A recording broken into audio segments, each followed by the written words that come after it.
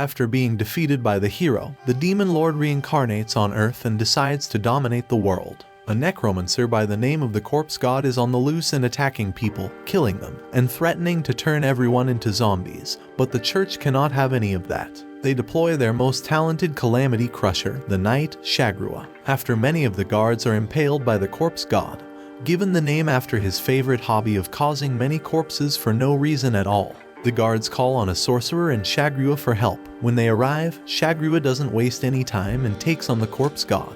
With an eye that sees the souls of everything and everyone dead, he's disgusted by the sight of corpse god and the many souls he has. He warns him to stop playing the Grim Reaper when he's just a necromancer with the very same eye that can see the dead souls, the evil eye. Corpse god reminds Shagrua that he's just like him, possessing an evil eye and killing people just because he can.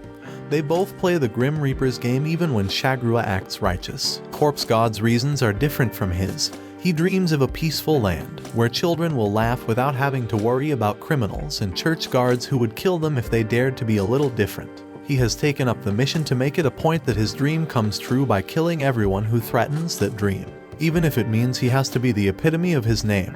Corpse god, even more, he actually doesn't mind the killing since he doesn't think very highly of other living beings. They are like toys to him that he can play with at any time. It's just the children that he cares about, especially necromancer children. Shagrua dismisses his true claims because he works for the church.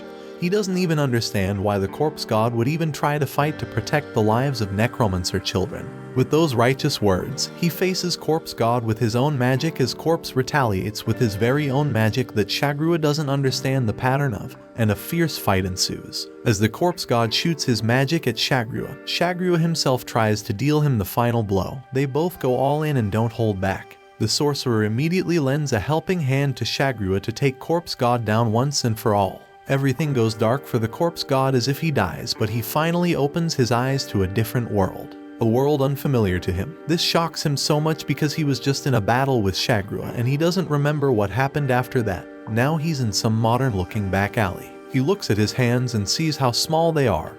He reckons that he's in a different body, a body of a young boy. He tries to say something but realizes that he can't use his voice.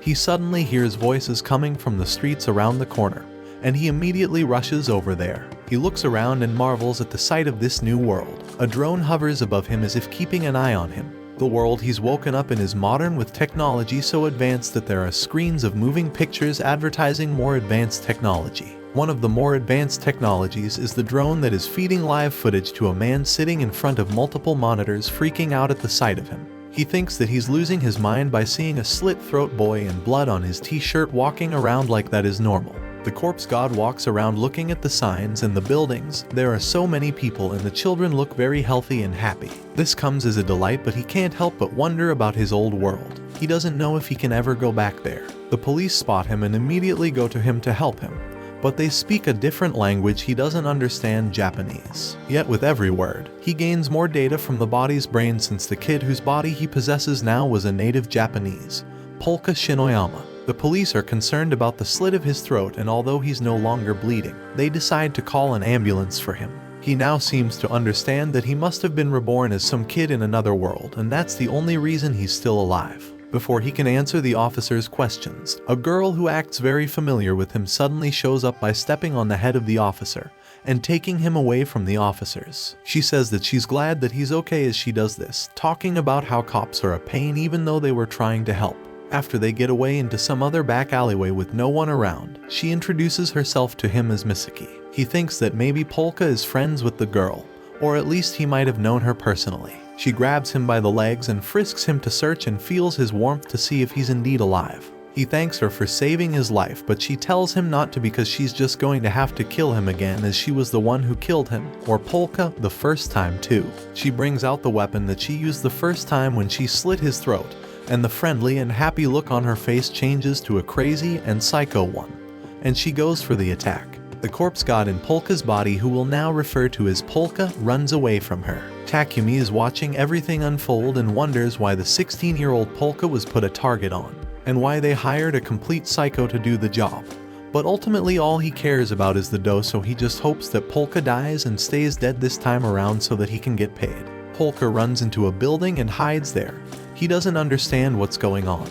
He can't even defend himself because how this new world lacks magical elements. There is nothing in the air, and he can't sense any spirits. All he can do for now is run away from Misaki. He hopes that he can stay away from her because if she wounds him, he won't heal. That means he could die for real because the boy's body is kind of weak and young to do any of the stunts he did in his old world. Soon enough, though, Misaki arrives through a window and surprises him with an attack with her knives. He manages to evade those attacks unscathed and she's very impressed. No one has ever put up for that long and it excites her so much, it makes her ant more. Polka picks up a steel pipe from the ground and swings at her with it, but she blocks it with her leg as she throws her knives at him. A slight fight ensues, and after managing to dodge some of the attacks, he gets stabbed in the leg as he thinks about the happy children he saw outside haunts him. It was the life he's always dreamed of and it was almost within his grasp's reach, but now he was just on the verge of another Grim Reaper for God knows what. He takes out the knife from his leg, throws it back to her, and makes another run for it because he will not die when he's come this far.